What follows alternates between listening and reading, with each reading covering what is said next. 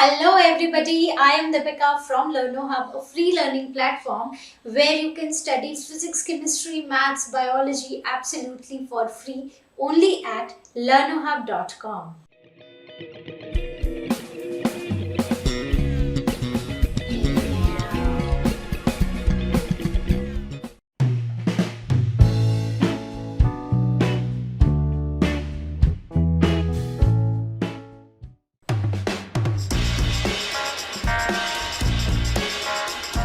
So let us start with our question number 1. So question number 1 says, by looking at a plant externally, can you tell whether a plant is a C3 or a C4? Why and how?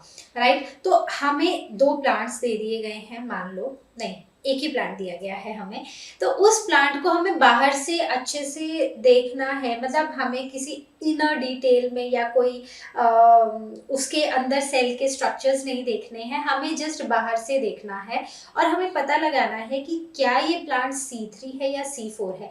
तो क्या ये हम पता लगा सकते हैं या नहीं लगा सकते हैं, तो हमें उसके बारे में बताना है। तो अगर हम एक्सटर्नल मॉर्फोलॉजी एक प्लांट की देखते हैं तो वो हमें C3 और C4 प्लांट्स में डिफरेंशिएट नहीं करवा सकता, ठीक है, क्योंकि इन प्लांट्स में जो C4 प्लांट्स होते हैं उनकी एक खासियत होती है, वो होती है क्रैन्स एनाटॉमी। तो ये जो एनाटॉमी होती है ये हमें ये समझ आती है जब हम प्लांट्स को इंटरनली स्टडी करते हैं, मतलब इंटरनल एनाटॉमी हम उनकी स्टडी करते हैं। तो उस केस में जो प्लांट्स हैं उनको बाहर से देख के तो हमें क्रैन्स एनाटॉमी दिखेगी नहीं, ठीक है। तो एक्सटर्नली हम सिर्फ बाहर एक्सटर्नल मॉर्फोलॉजी देख के हम प्लांट्स को डिफरेंशिएट नहीं कर सकते between a C3 and whether that plant is a C3 और अ C4 plant, right. So external morphology do not necessarily differentiate between plants that are adapted to dry tropical climate have C4 pathway, but external morphology does not necessarily differentiate them from C3 plants। मतलब ये बोला जाता है कि वो plants जो कि dry tropical climate को में अडेप्टेड होते हैं वो C4 पाथवे को फॉलो करते हैं, राइट। लेकिन ज़रूरी नहीं है कि सभी करते हैं, और एक्सटर्नली देख के हम एक्चुअली नहीं बोल सकते कि वो C3 पाथवे को फॉलो कर रहे हैं या C4 को कर रहे हैं, राइट।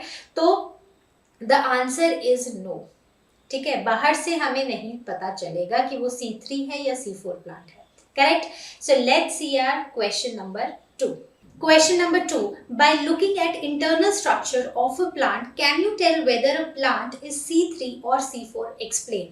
तो लास्ट क्वेश्चन में हम क्या पढ़ रहे थे कि अगर हमें एक प्लांट दे दिया जाए तो उसको एक्सटर्नली क्या हम उसको देखकर हम ये बोल सकते हैं कि वो प्लांट C3 है या C4 है। तो वहीं पर हमने एक चीज़ डिस्कस की थी कि बाहर से देख के तो नहीं बता सकते, लेकिन अगर हम प्लांट की इंटरनल स्ट्रक्चर्स को स्टडी करने पर आए तो हम बता सकते हैं।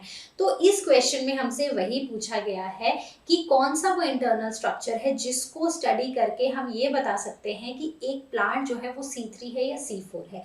तो C3 और C4 प्लांट्स में एक डिफरेंस होता है, वो होता है जो मेजर डिफरेंस होता है वो आता है क्रैन्स एनाटॉमी में, जो कि C4 प्लांट्स की लीव्स में देखने को मिलती है। तो क्रैन्स का मतलब होता है रिंग, राइट। तो एक जो बंडल शीथ सेल्स होते हैं लीव्स में, ठीक है, so these are the bundle sheath cells around the vascular bundles, ठीक है। इनमें लार्ज क्लोरोप्लास्ट इन बंडल शीथ सेल्स में हमें बड़े बड़े क्लोरोप्लास्ट भी देखने को मिलते हैं, और ये जो बंडल शीथ सेल्स होते हैं they are surrounded by these mesophyll cells, जिसमें कि छोटे छोटे क्लोरोप्लास्ट होते हैं, ठीक है। सो बेसिकली क्लोरोप्लास्ट को अगर आप अभी के लिए छोड़ दो तो ये जो बंडल शीथ सेल्स होते हैं इनके अराउंड रिंग के फॉर्म में प्रेजेंट होते हैं mesophyll cells, and which since it is in the ring form तो इसे बोला जाता है क्रैन्स एनाटॉमी। अब और डिफरेंसेस की बंडल शीथ सेल्स में यहाँ पर क्लोरोप्लास्ट होते हैं बड़े बड़े, वहीं पर मेसोफिल सेल्स में छोटे क्लोरोप्लास्ट होते हैं, इनमें इंटरसेलुलर स्पेसेस एब्सेंट होते हैं, और जो C4 प्लांट्स के मेसोफिल सेल्स होते हैं वो डिफरेंशिएट नहीं हुए होते हैं। Differentiate into what? Differentiate into spongy parenchyma and palisade parenchyma, वो डिफरेंशिएटेड नहीं होते हैं। वहीं पर अगर अब हम आते हैं C3 प्लांट्स में। सो C3 प्लांट्स में क्या होता है कि बंडल शीथ सेल्स होते हैं और बंडल शीथ सेल्स में क्लोरोप्लास्ट नहीं होता है, और जो मेसोफिल सेल्स होते हैं they are differentiated into spongy and palisade parenchyma, right. तो I hope this is clear. कौन से इंटरनल स्ट्रक्चर हम देखेंगे, हम देखेंगे लीव्स, और जो अगर वो पर्टिकुलर प्लांट C4 प्लांट है तो उनकी लीव्स में हमें ये क्रैंस एनाटॉमी देखने को मिलेगी, राइट। तो I hope this question is clear. Let's move on to our next question. Question number 3. Even though a very few cells in C4 plant carry out the biosynthetic Calvin pathway, yet they have high productivity. Can you discuss why? जो C4 plants होते हैं ना, उनमें बहुत ही कम sales ऐसे होते हैं जो केल्विन पाथवे कैरी आउट करते हैं। इवन कि वो बहुत कम सेल्स हैं तो भी इनकी प्रोडक्टिविटी बहुत ज़्यादा रहती है। तो ऐसा क्यों है? तो इसके कुछ रीजंस हैं। सबसे पहला रीज़न है कि इन प्लांट्स में के पास कुछ मैकेनिज्म्स होते हैं जिनकी वजह से ये अपने एंजाइम साइट के पास कार्बन डाइऑक्साइड की कॉन्सेंट्रेशन को इंक्रीज कर देते हैं। दूसरी चीज, इनके पास में जो कार्बन एसिमिलेशन होती है ना, वो बहुत ही जल्दी होती है, right. Then coming on to the third point, तो जो C4 प्लांट्स हैं उनके पास वो फोटोसिंथेसिस तब भी परफॉर्म करते हैं जब उनका स्टोमेटा बंद होता है, जो कि शायद C3 प्लांट्स नहीं कर पाते हैं, राइट। उसके बाद fourth and last point is इनका rate of net photosynthesis at full sunlight is very high, ठीक है। ये बहुत ही हाई रेट पे फोटोसिंथेसिस कैरी आउट करते हैं जब इनको प्रॉपर सनलाइट मिलती है, जब इनको फुल सनलाइट मिलती है। So these are the 4 reasons क्यों C4 प्लांट्स की प्रोडक्टिविटी बहुत ज़्यादा है, इवन दो बहुत कम सेल्स हैं जो केल्विन पाथवे को फॉलो करते हैं, correct. Question number 4. Rubisco is an enzyme that acts as a carboxylase and oxygenase. Why do you think Rubisco carries out more carboxylation in C4 plants? तो हमें पता है कि Rubisco एक एंजाइम है जिसकी कार्बोक्साइलेज एक्टिविटी भी होती है और ऑक्सीजनेज एक्टिविटी भी होती है। तो हमें ऐसा क्यों लगता है कि जो Rubisco एंजाइम है वो ज़्यादा कार्बोक्साइलेज एक्टिविटी परफॉर्म करता है इन C4 प्लांट्स? तो अगर हम रुबिस्को की बात करते हैं तो रुबिस्का जो है वो सबसे ज़्यादा अबंडेंट एंजाइम है through out the world, right. It is the most abundant enzyme in the world. और यहाँ पर इस एंजाइम के पास 2 एक्टिव साइट्स होती हैं, एक वो जो ऑक्सीजन को बाइंड करती है और एक वो जो कार्बन डाइऑक्साइड को बाइंड करती है। अब ये जो बाइंडिंग है ना, ये कॉम्पिटिटिव बाइंडिंग होती है, मतलब अगर ऑक्सीजन की कॉन्सेंट्रेशन ज़्यादा होगी तो ऑक्सीजन बाइंड करेगा, अगर कार्बन डाइऑक्साइड की कॉन्सेंट्रेशन ज्यादा होगी तो कार्बन डाइऑक्साइड बाइंड करेगा, right. So this is competitive binding, लेकिन इसकी जो ज्यादा अफिनिटी होती है वो कार्बन डाइऑक्साइड की तरफ होती है, ठीक है। तो अब C4 प्लांट्स में क्या होता है कि फोटो रेस्पिरेशन नहीं होती है। फोटो रेस्पिरेशन क्या होती है? It is a process reverse of photosynthesis. मतलब ये फोटो रेस्पिरेशन एक ऐसा प्रोसेस होता है जिसमें प्लांट्स ऑक्सीजन लेते हैं और कार्बन डाइऑक्साइड को रिलीज करते हैं। तो ये वाला जो प्रोसेस है ना, ये C4 प्लांट्स में नहीं होता है। तो जिसकी वजह से जो कार्बन डाइऑक्साइड की कॉन्सेंट्रेशन है ना एंजाइम साइड पे, वो ज्यादा ही रहती है, वो बढ़ी हुई ही रहती है। वो क्यों होती है? क्योंकि वहां पर स्प्लिटिंग होती है C4 एसिड की मेसोफिल सेल्स में। तो जब C4 एसिड स्प्लिट होता है मेसोफिल सेल्स में तो वो रिलीज करता है कार्बन डाइऑक्साइड, और जिसकी वजह से कार्बन डाइऑक्साइड की कॉन्सेंट्रेशन इंक्रीज होती है, और उसी की वजह से जो रिबिस्को एंजाइम है उसकी कार्बोक्साइलेज एक्टिविटी बढ़ती है और ऑक्सीजनेज एक्टिविटी कम देखने को मिलती है। Now, talking about question number 5, suppose there are plants that had a high concentration of chlorophyll B but lacked chlorophyll A. would it carry out photosynthesis, then why do plants have chlorophyll B and other accessory pigments? तो question में ये बोला गया है कि एक कोई ऐसा प्लांट है जिसमें क्लोरोफिल बी की कॉन्सेंट्रेशन बहुत ज्यादा है और क्लोरोफिल ए है ही नहीं, तो क्या ऐसे प्लांट्स में फोटोसिंथेसिस होगी या नहीं? और दूसरी चीज कि जो ये क्लोरोफिल बी है और कुछ और हम एक्सेसरी पिगमेंट्स हम प्लांट्स में पढ़ते हैं, उनका क्या काम है प्लांट्स में? तो सबसे पहली बात, जो क्लोरोफिल ए है, it is very very important, क्योंकि ये रिएक्शन सेंटर है किसके लिए? PS1 और PS2 के लिए, ठीक है, फोटो सिस्टम 1 और फोटो सिस्टम 2 के लिए। So chlorophyll A is the reaction centre responsible for conversion of solar energy into chemical energy. तो जब इन रिएक्शन सेंटर्स पे सोलर एनर्जी गिरती है तो ये जो लाइट एनर्जी है ये कन्वर्ट हो जाती है केमिकल एनर्जी में। तो बाकी तो हमने पढ़ा है कैसे इलेक्ट्रॉन्स जो हैं वो excited electrons and all that process PS1 और PS2 का साइक्लिक और नॉन साइक्लिक वाला, राइट। तो जो क्लोरोफिल ए है ना, इसमें होते हैं एक A700 और एक A680। तो ये दोनों जो है ना, they act as a reaction centre. जो क्लोरोफिल A700 है, it is a reaction centre for PS1, और जो क्लोरोफिल A680 है, it is a reaction centre for PS2, right. तो अगर क्लोरोफिल ए नहीं होगा तो फोटोसिंथेसिस नहीं होगी, राइट, क्योंकि ये रिएक्शन सेंटर है, यहीं पर जो सोलर एनर्जी है वो गिरती है और केमिकल एनर्जी में कन्वर्ट होती है। वहीं पर अगर हम क्लोरोफिल बी या बाकी एक्सेसरी पिगमेंट्स की बात करें, यस दे आर इम्पोर्टेंट। क्यों? क्योंकि जैसे क्लोरोफिल बी है, ज़ैंथोफिल्स हैं, कैरोटेनॉइड्स हैं, ये भी सन की एनर्जी को एब्जॉर्ब करते हैं और इसको ट्रांसफर कर देते हैं क्लोरोफिल ए को। तो बेसिकली इनका काम है कि वाइडर रेंज ऑफ एब्जॉर्प्शन।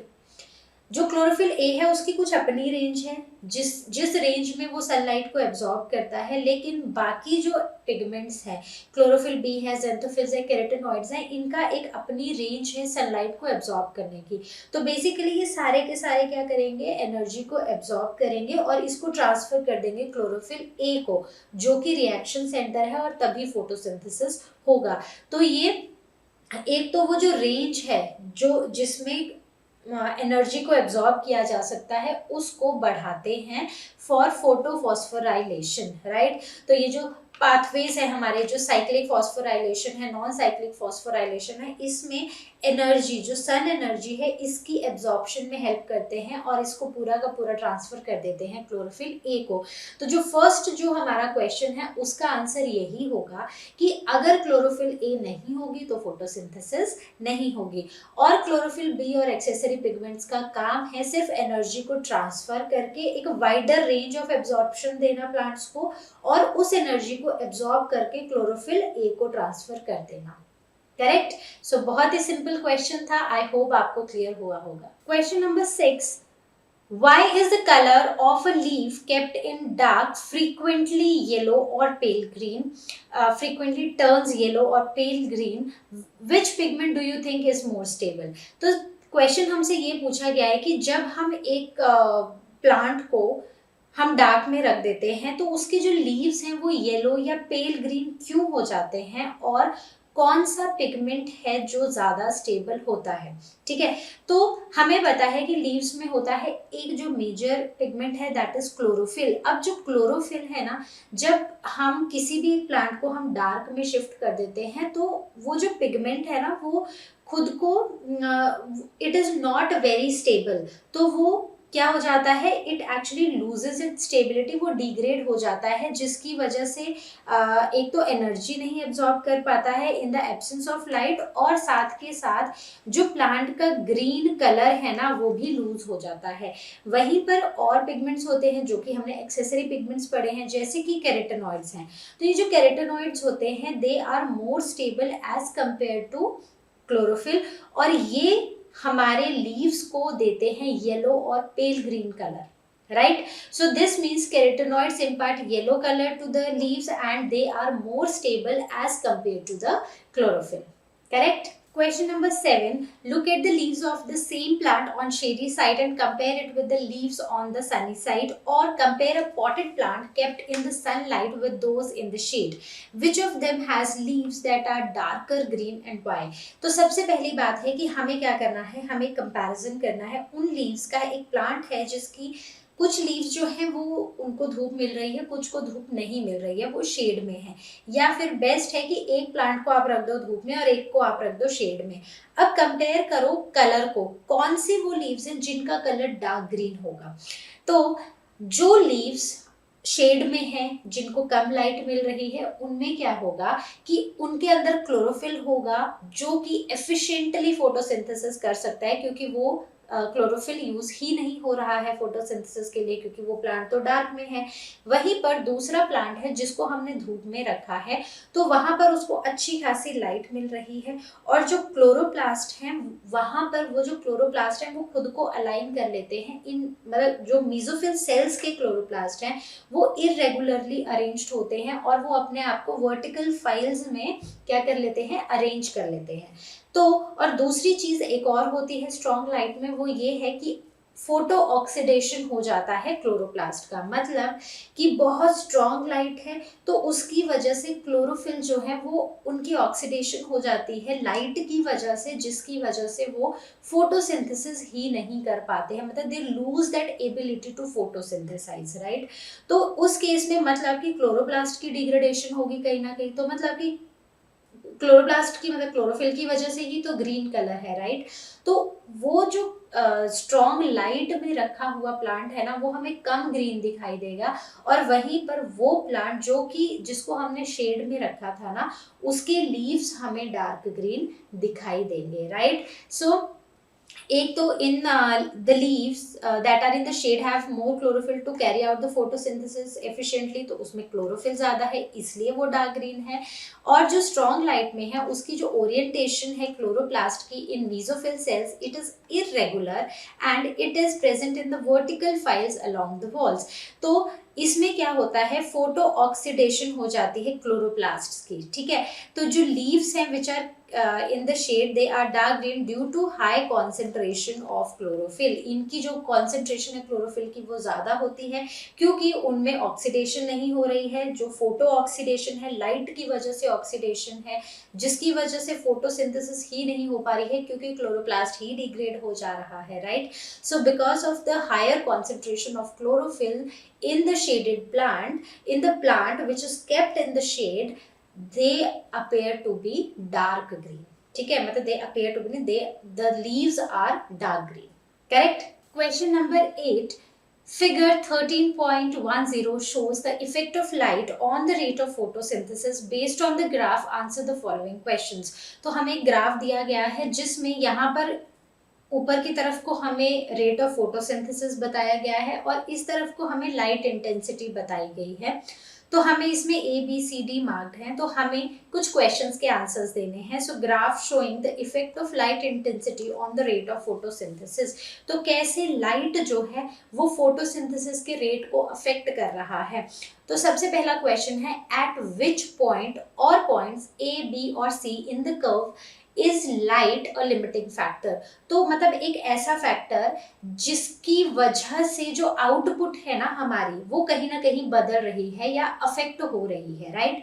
तो ए बी और सी में से, सो दिस इज ए, ठीक है, this is B and this is C. तो यहाँ पर आपको क्या लगता है कि किस में लाइट एक लिमिटिंग फैक्टर रहा होगा। तो अगर आप देखें तो इस तरफ को लाइट की इंटेंसिटी बढ़ रही है और यहाँ पर रेट ऑफ फोटोसिंथेसिस। तो इस पॉइंट पे ये जो ई पॉइंट आया है ना, यहाँ के बाद जो रेट ऑफ फोटोसिंथेसिस है वो बिल्कुल सही एक लेवल पे चलता जा रहा है, लेकिन यहाँ पर क्योंकि लाइट शायद कम है इसलिए जो फोटोसिंथेसिस का रेट है वो थोड़ा स्लो है, राइट। तो इसका मतलब एक तो ए पॉइंट पे और दूसरा यू कैन से सम, पूरा बी तो नहीं है बट कुछ सर्टन पार्ट ऑफ बी जहां पर लाइट एक लिमिटिंग फैक्टर है, ठीक है। बी पार्ट है, what could be the limiting factors और फैक्टर इन रीजन ए। तो रीजन ए में सबसे पहली बात है कौन है लिमिटिंग फैक्टर, जो अभी हमने डिस्कस किया, दैट इज लाइट। तो लाइट तो एक लिमिटिंग फैक्टर है ही। बाकी फोटोसिंथेसिस के लिए लिमिटिंग फैक्टर्स क्या होते हैं, कार्बन डाइऑक्साइड होता है, वाटर होता है, तो ये सारे के सारे लिमिटिंग फैक्टर्स है in region A. Now C part, What do C and D represent in the curve? तो इसमें ये जो रीजन है C और D ये क्या रिप्रेजेंट कर रहे हैं? तो बहुत ही सिंपल सी चीज है, C वो रीजन है जहां पर लाइट एक लिमिटिंग फैक्टर नहीं है और वहां पर जो फोटोसिंथेसिस है वो एक सुपर रेट पे चलती जा रही है। और डी क्या रिप्रेजेंट कर रहा है, डी रिप्रेजेंट कर रहा है वो पॉइंट जिसके बाद लाइट एक लिमिटिंग फैक्टर नहीं है, राइट तो बेसिकली सब कुछ फोटोसिंथेसिस और लाइट से ही रिलेटेड है इस क्वेश्चन में। सो आई होप ये क्वेश्चन आपको क्लियर हुआ होगा। Question number 9, give comparison between the following. C4 और C3 एंड C4 पाथवेज में हमें कंपैरिजन बताना है। तो जो C3 पाथवे होता है उसका जो वैसे तो अगर हम इनके डिफरेंसेस देखें ना तो बहुत सारे हैं, मैंने सिर्फ 4 लिखे हैं। इसके सिवा जो भी आपको और समझ आते हैं या आपको लगता है कि ये भी एक अच्छा डिफरेंस बन सकता है वो आप जरूर लिखें। तो we'll start with the first one, that is carbon dioxide acceptor. ये एक मेजर डिफरेंस देखा गया है C3 और C4 प्लांट्स में। तो C3 प्लांट्स में it is ribulose bisphosphate RUBP, वहीं पर C4 प्लांट्स में it is PEP phosphoenol pyruvate, right.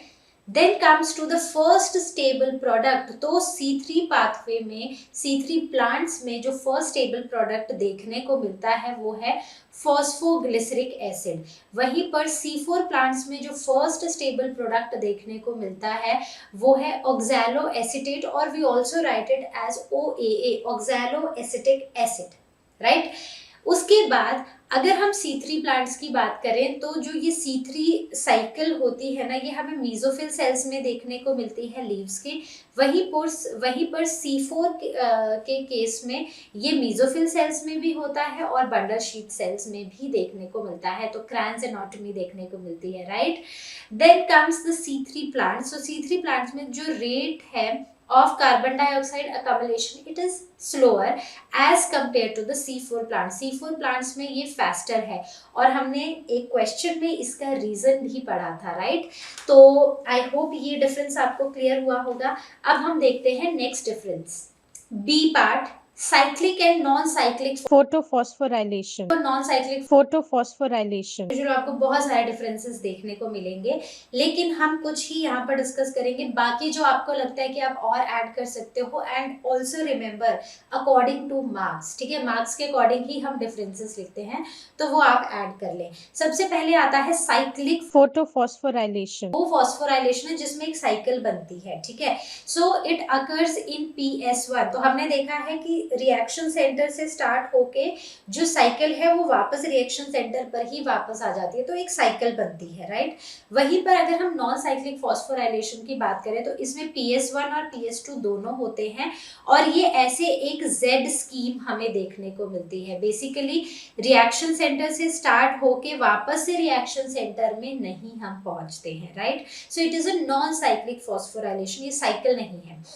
अब अगर हम साइक्लिक फॉस्फोराइलेशन की बात करें तो इसमें सिर्फ PS1 है और PS1 का रिएक्शन सेंटर क्या है, the reaction centre is P700।